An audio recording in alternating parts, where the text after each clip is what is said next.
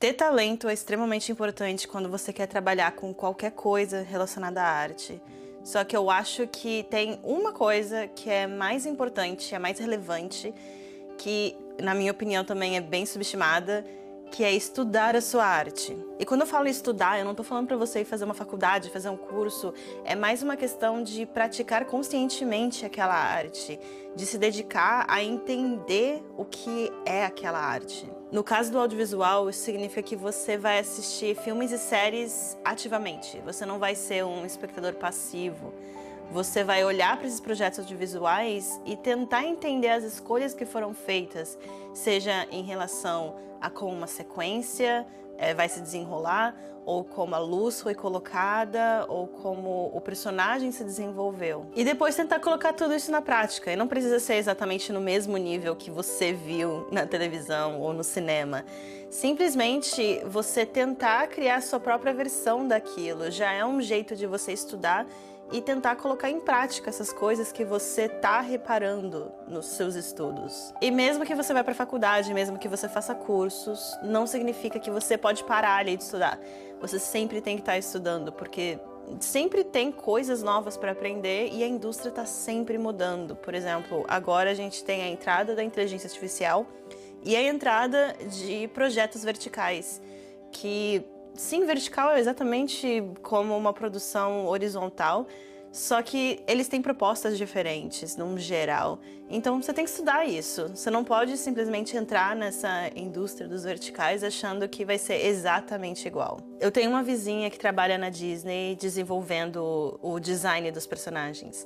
E uma vez eu ouvi o marido dela falando que toda vez que alguém fala, nossa, sua esposa é extremamente talentosa, é muito fácil de esquecer todo o trabalho que ela teve de se desenvolver como artista, de aprendiz para uma animadora da Disney. Porque a gente, como audiência, a gente só vê o resultado. Mas ele estava lá para ver todo o processo dela de crescimento, de todas as noites de prática, de todo o tempo que ela precisou para se tornar quem ela é hoje. Ela não simplesmente nasceu a artista que ela é hoje. E eu consigo ver isso em mim também. Eu consigo perceber o quanto eu mudei e o quanto de conhecimento eu tenho a mais comparado com a minha versão do primeiro dia de aula na faculdade de cinema. Eu aprendi muito mais, eu tenho muito mais conhecimento e não é só ter mais conhecimento, o quão profundo ele também é. Mas às vezes é difícil perceber o quanto você cresceu. E são momentos muito específicos onde eu consigo perceber isso, porque na maioria das vezes eu sinto que eu ainda tenho muito para aprender e eu sei que eu tenho muito o que aprender ainda. Mas o caso mais recente, onde eu percebi todo esse conhecimento que eu adquiri nesses anos, foi no Festival Brasileiro de Chicago, que me convidaram para ser comentarista. No início eu fiquei meio nervosa, não sabendo exatamente o que eu podia oferecer pro festival, né? Todo mundo tem o seu síndrome do impostor, mas hoje em dia eu sei lidar com ela, a ponto de não permitir que ela me proíba de fazer coisas. Basicamente, meu papel dentro desse festival era de iniciar conversas depois das sessões dos filmes.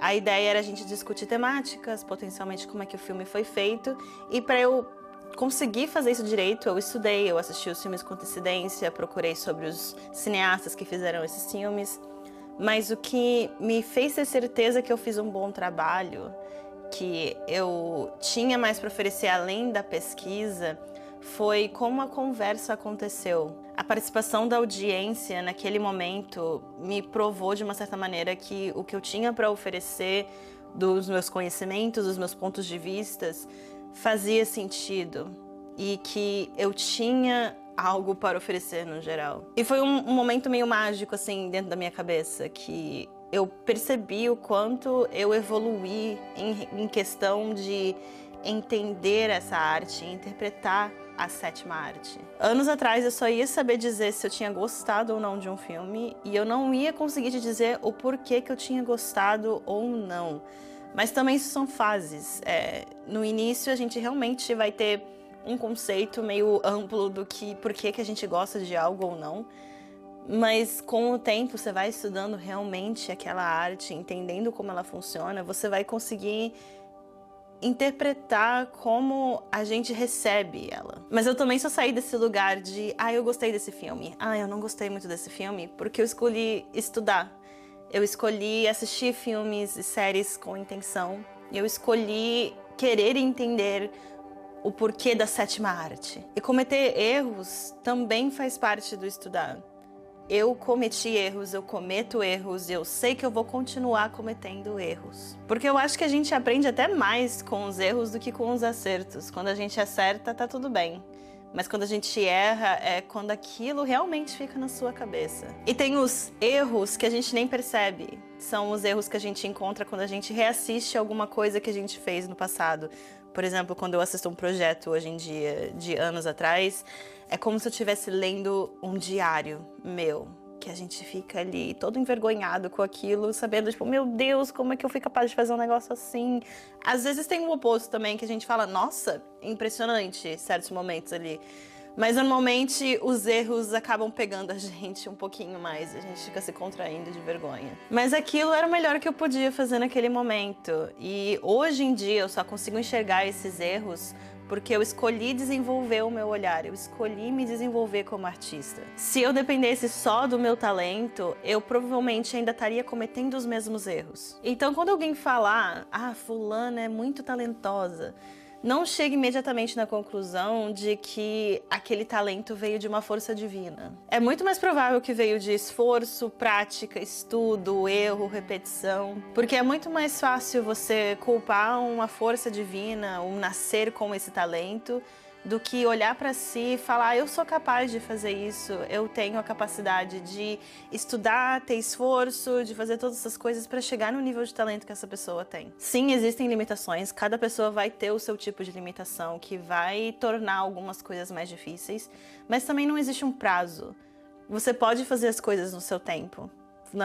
Do jeito que funciona pra você. O ponto de desenvolver o seu talento não é pra você chegar a ser igual uma outra pessoa, é pra você encontrar o seu talento. Talento não é um presente mágico, divino. Ele é uma construção. Então estude a sua arte para um dia as pessoas chegarem, olharem pro seu trabalho e falarem, nossa, ela é muito talentosa, sem saber todo o trabalho, todo o esforço que teve pra chegar naquele momento.